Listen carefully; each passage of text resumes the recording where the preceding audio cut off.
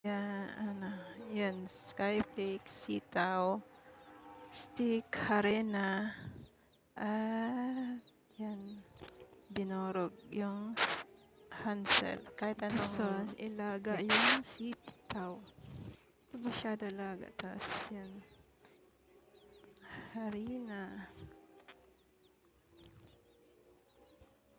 Tapos tuhogin na siya para siyang isaw.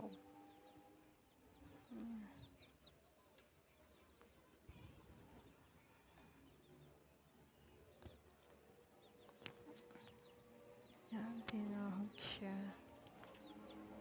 Para lang gumawa ka ng ng isaw.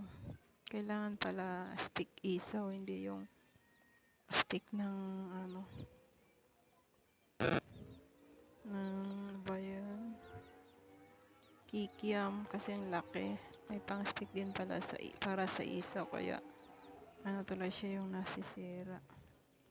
Pag ituhog mo, yan na siya. Yan, para siyang isaw.